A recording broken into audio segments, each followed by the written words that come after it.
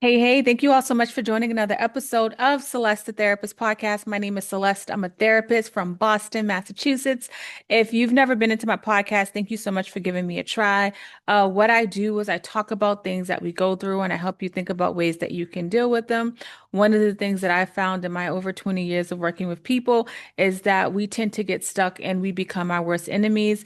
And so through this podcast, you're able to kind of learn new things.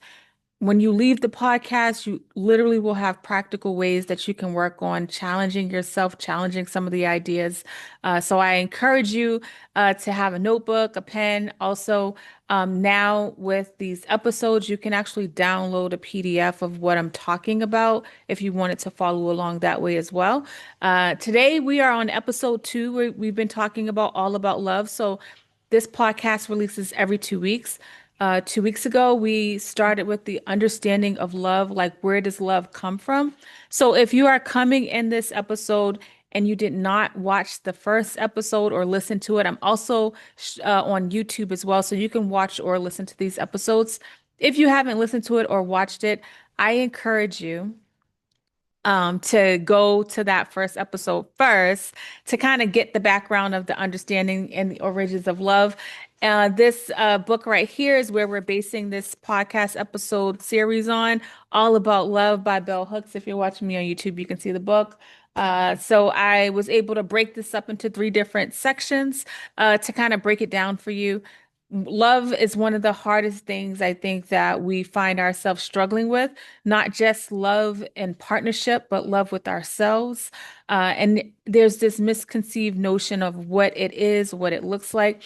And today we're going to talk about some of the common struggles that come up in relationships. This is a really good episode. You know, my episodes are between like 30, 45 minutes. I want to try to keep it there. This one is a pretty heavy, I think, heavy where people will get a lot of epiphanies about themselves and about love. So last episode, again, understanding love and its origins. Origins. Today, we're talking about the struggles. So we're breaking this episode up into 3 parts, right? Common struggles in relationships, the societal and personal barriers to love, and love versus attachment, my favorite one. Because you'll understand why it's my favorite one. I work with people, I love people, and love versus attachment is something that I don't think people realize just how much there's a difference between. So we're starting off with the common struggles in relationships. One of the first struggles that we're listing, it's not in no particular order, is fear of vulnerability. So in relationships, people struggle with being vulnerable. So vulnerability is so important if you're going to have deep connections because it allows for mutual understanding and intimacy. But the reason why it's fear, because people are afraid of rejection, they're afraid of judgment, or they may be afraid of getting hurt. And it could be manifested in ways like avoiding intimacy, being passive aggressive, right? If so, I also have a series that I did just before this one, Healing Your Inner Child. And when you've struggled with some past stuff, it will show up heavily in relationships. I tell people when hard conversations happen in relationships, it allows for you to be more vulnerable. That's where the healthy piece of the relationship can come from if you can work on being vulnerable. But before you could be vulnerable with a partner, it's so important that you're vulnerable with yourself. And I know just because I work with people for a living, most of us are not even vulnerable with ourselves. We are afraid to cry. We feel like something's wrong with us. If we cry, if we make a mistake, we're not talking to ourselves. We do not even have a relationship with ourselves, and we're jumping into relationships. And so, unfortunately, you don't have a relationship with yourself. You're not vulnerable with yourself. It's going to be extremely hard for you to do that with a partner. Why is vulnerability so important? It allows you to have intimacy. It allows trust to happen. It encourages you to be authentic in relationship and it creates empathy, right? All of these things are so important when it comes to being in a relationship. Now, how does fear of vulnerability manifest in relationship? So if you are struggling with being vulnerable in your relationship, avoiding intimacy is something that might come up for you. emotionally withdrawing. So, keeping things to yourself, not speaking up, you know, not speaking up, keeping things to yourself. You're creating for a system in your relationship for it to keep going. Kind of like we can still get older, right? I'm 43 years old.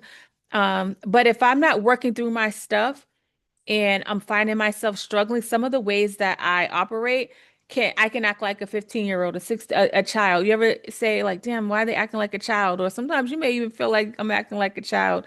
Um, in relationships, unfortunately, again, a lot of this stuff is going to come up when we are finding ourselves struggling or triggered, but also we might find ourselves withdrawing. So if you're withdrawing in a relationship, how are you building together? It's hard to build together if you're withdrawing. How do you know, how do you tell your partner what you want if you don't speak up and say what you want? If you're struggling emotionally, right? It creates walls. So you might find yourself building walls.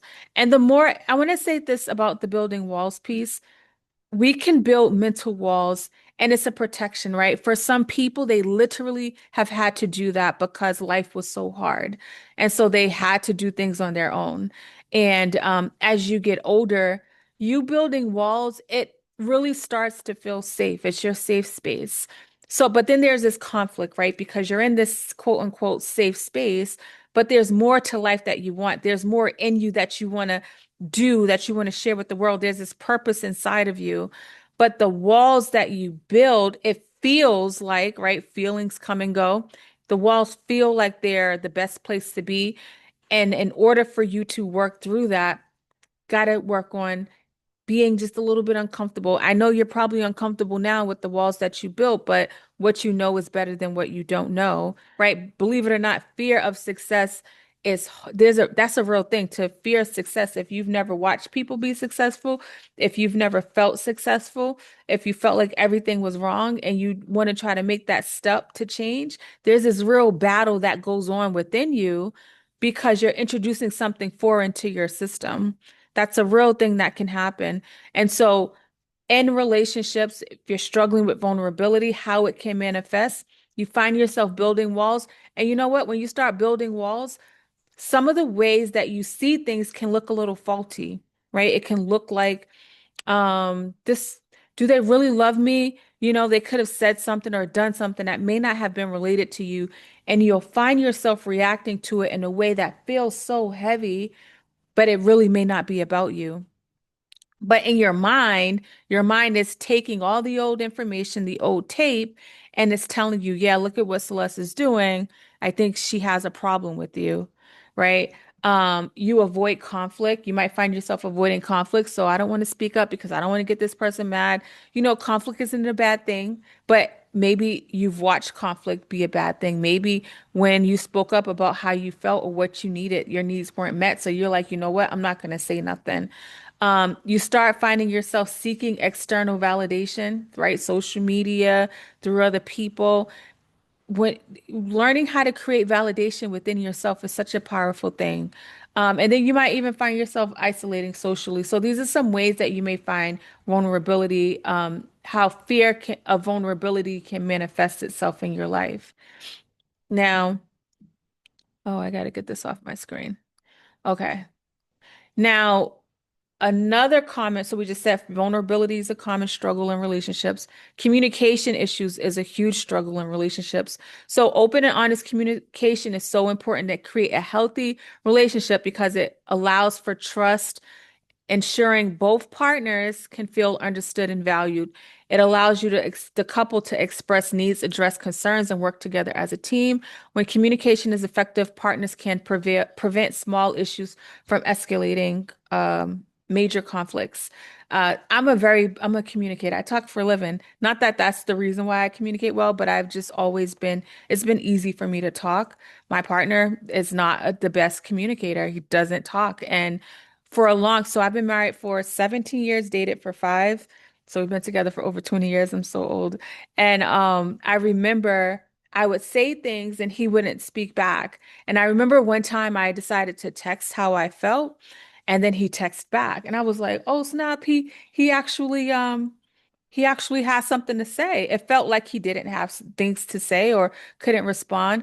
And also, I had to learn to give him space to gather the words and the language to say what he needed to say, right? When it comes to communicating in a relationship, you can't, it's not like the movies. I talked about this on the last session. It's not like the movies. You don't just grow up and you just like live happily ever after without any work put into it. On the last episode, I talked about the garden, right? A beautiful garden, those people that have like really nice vegetables or flowers, and it's so beautiful. It's not happening because it is just sitting out there and nobody's watering it. They're not making sure it's getting sun. It's happening because it's being tended to. Part of be tending to a relationship means you have to learn how to communicate. You may not have watched it done. People may, again, the last episode is so important to watch as you're listening or watching this episode because depending on how you grew up, your way of communicating might look like what you were exposed to, right? Might look like how you were treated. And so just because that's the way it was, doesn't mean that's the way it always has to be. You can create change in your life and your relationship and the way that you do things and not allow yourself to feel like because you weren't exposed to something or because you've never seen it that it can't happen, right? So, communication issue barriers, right? So, people make assumptions. I was notorious for that, right? Again, you built this mental wall in your head. You start to believe the lies that's happening, right? And it's not your brain's fault. Your brain is taking the information that it's been exposed to in the past, what it knows, and it's pushing it up on the forefront. If I don't give my mind new information, my mind's going to always feel like it feels unless I give it something new. So, assuming you know what your partner thinks or feels without explicitly asking can lead to misunderstandings. This happens all the time in relationships, especially the explicit conversation when me and Jeff would do our relationship podcast. He would talk about explicit how people in relationships have these things where it's like did they say it or do you think it's supposed to be that way, right? There's these ways that you think relationships should look like, and instead of you talking and having a conversation about it, you assume, and you create so much conflict that doesn't need to be there. Communication issues and barriers, being defensive, right? It's hard. Your ego doesn't want you. My ego doesn't want me to say that. Like, yeah, I kind of messed up. And so when you are having a conversation, if you're bringing stuff up to your partner, and it's important to be mindful that it doesn't mean that you intended to make this person feel that way, but this is what they're saying, right? And that could be hard to do. It's hard to allow yourself, especially if it wasn't your intent, to hear like, well, when this happened, I felt used or I felt like you didn't hear me out.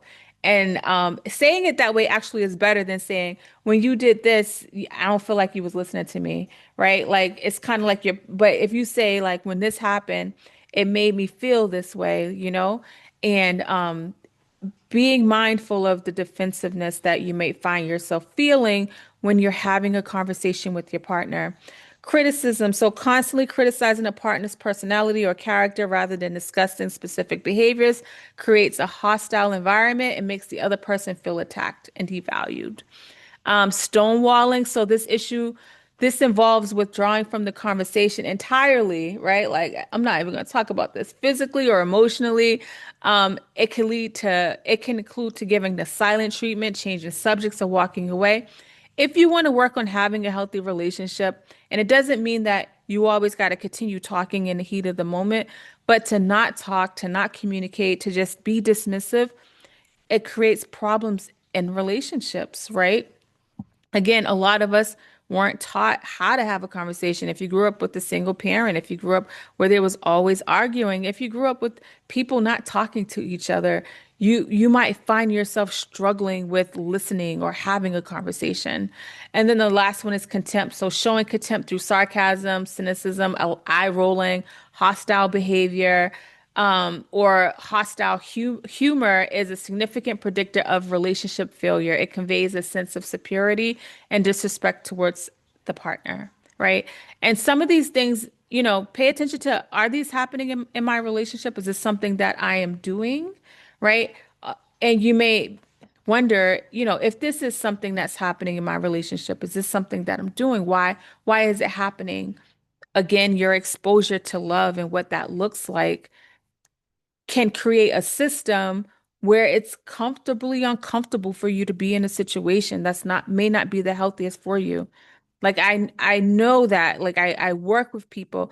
We stay in these relationships that aren't the best for us. And a lot of times because I've been working with people for a long time, I look at some of their history and I have this, I don't know, like, I tell people I'm not that smart, but when it comes to hearing people's stories and making connections, I can do it like this. It's so easy. I can hear your story and I can understand what's going on. And I have a sense of some of the symptoms that you're dealing with. Don't ask me how. It's just like part of my purpose. I'm very gifted in that way. And if you grew up in systems where certain ways of communication happen, it's not that your parent or caregiver said, "Hey, Celeste, I want you to stonewall. I want you to be passive aggressive. I want you to be silent." It's not like they had a dialogue with you to say that, but that's what you was exposed to. So you started to do that, right? That's just the way that you learned how to do communication or do relationships. Another huge struggle when it comes to relationships is past trauma, right?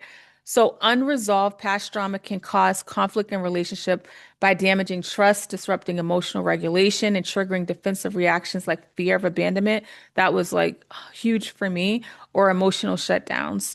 To address this, recognize that trauma can manifest as difficulty with intimacy, communication issues, or heightened reactivity. So, when it comes to past trauma, right? Trust and safety issues are so huge.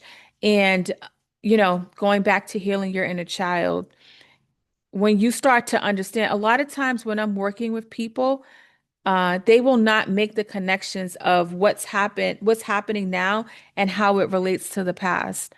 I'm the one who's kind of bringing up, well, this sounds similar to that. Do you think that has something to do with it? Sometimes people just start crying. So, I've worked with people that are struggling with the behavior, and as we begin to work through some things, and your thoughts start breaking up because everything that's happened to you is still stored in you. That's why I don't understand how you try to escape the pain, but like, can you really escape something that you've been exposed to? And I'm working with people about an issue that they're dealing with in the present. And I've had people break down crying because some of the past trauma comes surfacing up and they start to understand where the behavior is coming from. It's like, I feel so much like I feel emotional talking. I feel so sad for people when that happens, but there's this mixed emotion because I'm like sad that they have to go through this and like feel this deep pain. But also what keeps me there, because it's not all the pain. The pain is so hard to be a part of. What keeps me in these spaces with people, because I know that this is the beginning of their journey, right? There's the only way up, the only way to go now is up, right? Once you expose or become clear of what's happening with you, now you can actually deal with it, right? We run away from pain, and I understand our brain is designed to keep us safe, to run away from pain. And so, you get into a healthy relationship, but then you've had hard relationships, your mind is going to have you run away from that healthy relationship because guess what? Last time you was in a relationship, it didn't work well, so let's run, right? And then you self-sabotage, right? And so a lot of times we've had such deep-rooted pain, and then we struggle with trusting people, right? We struggle with that connection. It's hard to make a connection because it doesn't feel safe. Um, Emotional dysregulation. So trauma survivors may experience intense emotional responses that can feel uncomfortable, making it hard to manage conflict constructively, right? And relationships is where we're triggered the most. And I always say to people, if the emotion doesn't feel like it's fitting the situation, there's probably something deeper going on, right?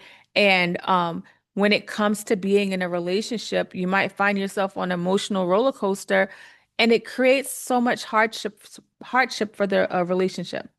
We're two different people from two different backgrounds. And, I say, as I'm looking at, I have this book called Relationship Goals, A Guide to a Healthy Relationship. And, it's important to understand who we are, what we're coming to the table with, right? Not just for ourselves, but so we can talk to our partner about it, right? A lot of times we're not talking about what we need or what we come to the relationship with because guess what? We're not even clear on what it is. We just know we want to be in a relationship, right? With past trauma, there's a communication breakdown that can happen. So unresolved trauma can make it really difficult to communicate your needs and feelings effectively, which creates more misunderstanding and more conflict. Another issue with past trauma, intimacy challenges can come up, right? So trauma can make it really hard for you to be emotionally or physically intimate with your partner because it can trigger feelings of fear, of vulnerability, right? And then the last one is like defensive reactions. You may react to perceived threats with this fight or flight response, right? Um, People would be like, oh, that they said they're gonna leave me. I was dating my husband. I remember I would be like, oh, you're just gonna leave. I had such fear of abandonment, and you're just gonna leave me.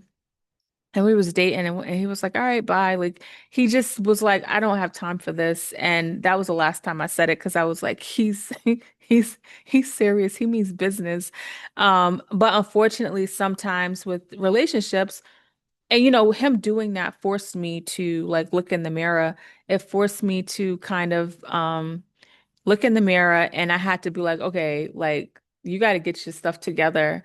And unfortunately, sometimes that doesn't happen. Partners will feed into the stuff and then nobody's getting things done. It becomes this vicious cycle that happen, right? I feel like that's where the toxicity starts to come in, right? Where now, it's like, oh, you're gonna leave me. No, no, no. Okay, what do you want me to do? And then next thing you know, one person's unhappy, trying to do everything to keep that person happy when, joy and happiness and peace, like you have to learn how, if you can't do that by yourself, to expect somebody to do it for you is crazy work, right? You have to learn how to create that stuff within yourself. Having a partner should be an added bonus.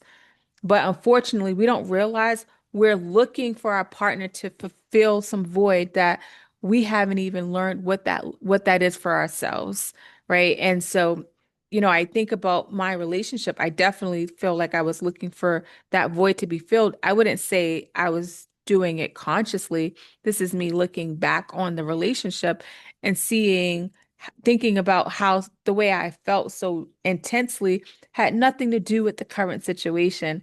But there was so much fear that was riddled in me, and I allowed fear to create very impulsive decisions. Emotional dysregulation was happening all the time. But I had to look within, I had to work through my stuff in order for that change to take place. So we just talked about some common struggles in relationships. There's some also societal and personal barriers to love, right? Let's face it, like we are very much influenced by society and we may not even realize it. So society expectations like rigid gender roles, cultural stereotypes, and traditional relationship can hinder authentic love by pressuring you to conform to predefined behaviors, limiting your ability to express who you are.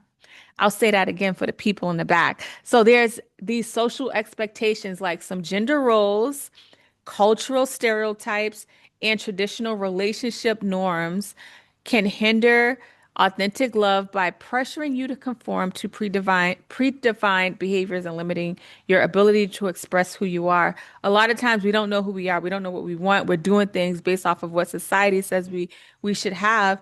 And some of you are in like really unhealthy relationships because of cultural norms, right? Because of traditional values. So these pressures can lead to emotional suppression, unequal dynamics in relationships, and a sense of being unable to find love if one doesn't adhere to specific, often contradictory rules. That's a hard way to live life, right? My first chapter in my book, Relationship Goals, and I always It's a really small book, as you can see. And I always forget to talk about it. I made this book in 2019, but it's really small, but I broke it up into um 8 different sections. The first, so this is relationship goals, a guide to a healthy relationship. The first section is who am I? If you're getting into a relationship not knowing who you are, you're already kind of like it's you're kind of at a loss if you don't know who you are. What are my boundaries? That's important. And then, I understand this. Now I'm in a relationship. Now what are we? A lot of times people in relationship and one person feel like we're dating, the other person says I'm not dating. We need to have a conversation. We're not talking anymore. People aren't talking. Then what do I bring to the table? The good, the bad, the ugly. I need to understand what I'm bringing to the table. Those are the first 4 parts of this kind of book. And understanding who you are is such a powerful thing because nobody can tell you who you're not. And when you understand who you are, when you understand your value, it'll be hard for you to get into a relationship where people aren't respecting who you are. They're not respecting your boundaries. How could somebody respect boundaries if you don't even respect yourself or give yourself boundaries or know what they are? And a lot of times, I think we are rushing into a relationship without looking at like ourselves individually and like what we need. When it comes to gender roles, so a lot of times men are socialized to suppress emotions, while women may be discouraged from showing strength or assertiveness.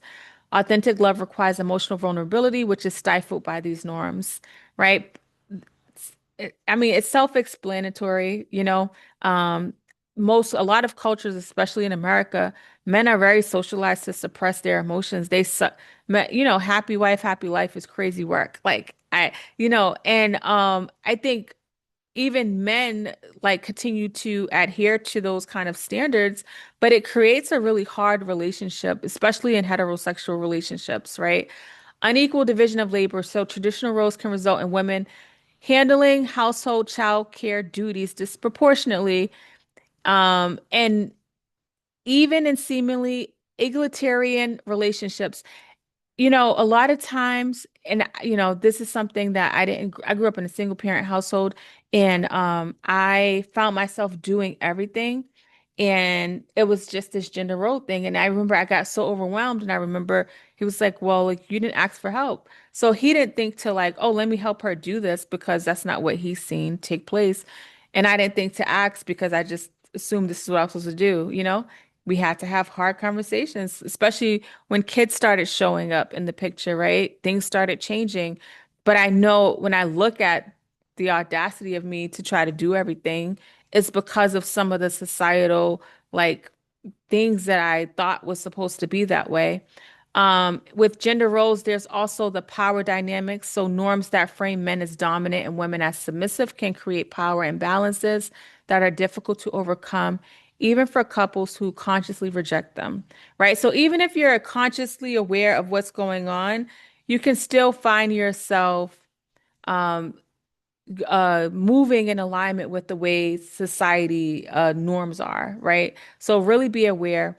And then there's the cultural stereotypes, so behavioral judgments. Like, for instance, society often labels women negatively for expressing their sexuality, while men may be seen as experienced. Similarly, women in leadership might be called bossy, while men are assertive, right? I hear this a lot of times. Harmful assumptions, so stereotypes can lead to harmful judgments such as associating certain minority groups with being inherently more sexually available. And then discrimination and fear, so individuals in the LGBTQ community, plus relationships, for instance, may face fear of discrimination, of violence, hindering their ability to express their love authentically. These are some societal and personal barriers to love. And the more you start to understand these nuances, right? Again, love is not just like, oh, like I have this feeling. It's so nuanced. And when you start to develop an understanding of it, I feel like life and love will start to look different for you. And I'm not just talking about loving somebody, I'm talking about even when it comes to loving yourself. So how do these hinder authentic love? So hiding who you really are, right? If you can't be who you are, it's hard to operate in life. Quiet violence, so hiding one's true identity and needs in a relationship, it is described as a form of quiet violence that can harm both individuals in the relationship. And then strained communication. So you may be unable to communicate your needs and feelings openly, leading to misunderstanding and resenting your partner. When you can't express what you need and you don't say it either, you might start feeling like, well, why don't they know? They can't tell how I'm acting, or I might act a certain way in hopes that they see who I am or see what I need. And so that's not fair to yourself. It's not fair to your partner. Conflict and disapproval. So deviating from norms can lead to conflict within the relationship and social disapproval from family or community members. So these are some ways how societal and personal barriers can hinder authentic love. Now, the last part of this section is love versus attachment.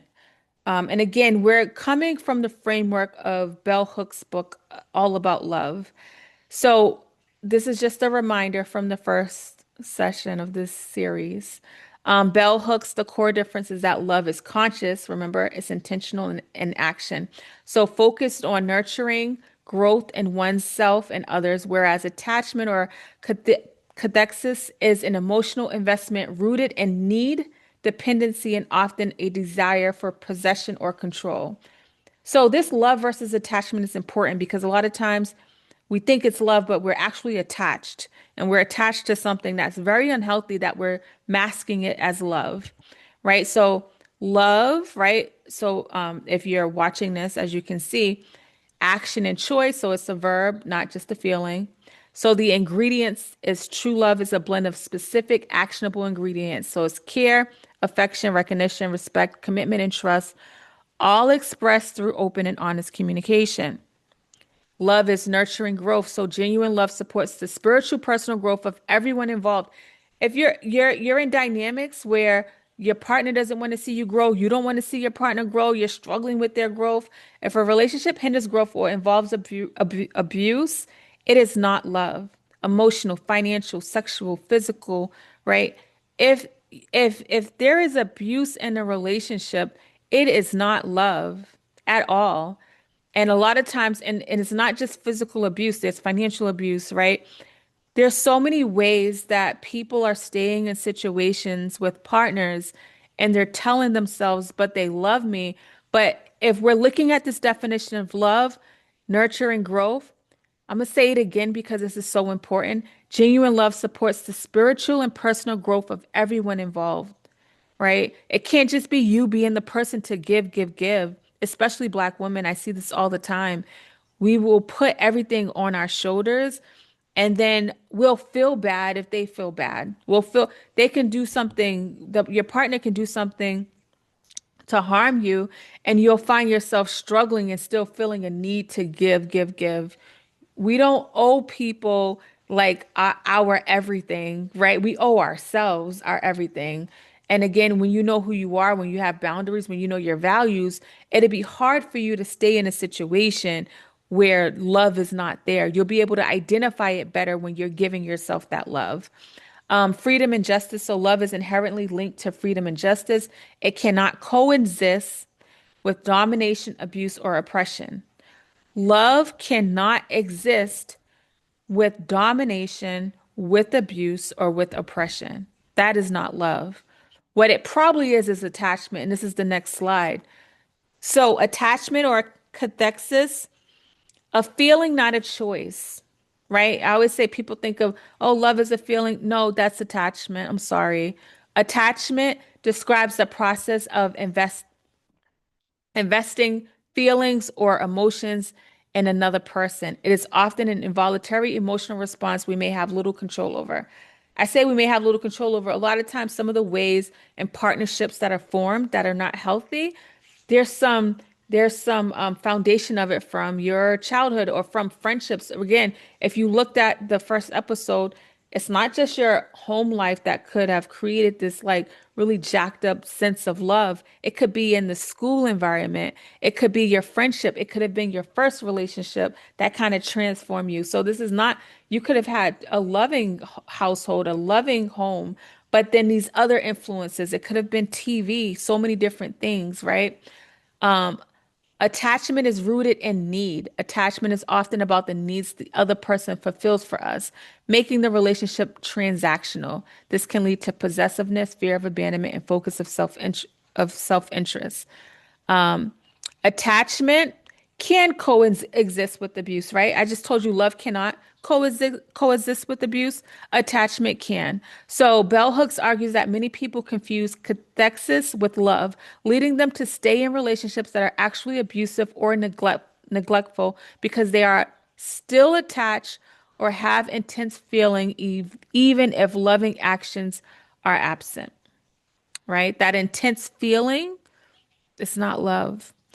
Um, Potential for control. So while love involves respecting the other's autonomy, attachment can lead to grasping, demanding, and desire to control the partner to ensure one's own needs are met. Just be mindful. This is a lot as we're talking about attachment and love, but I think it's important if you are struggling in your relationship, and y'all know if you've been listening to this podcast for a long time, you know how much I love talking about relationships, because I feel like people misunderstand what it is, and it's something that a lot of us are seeking, and we haven't had like healthy we haven't watched people like have healthy love relationships, right? Besides TV or reality, and even if we want to call that healthy. And so I think the more we get to understand like this idea of what love is, the more we start to like love ourselves.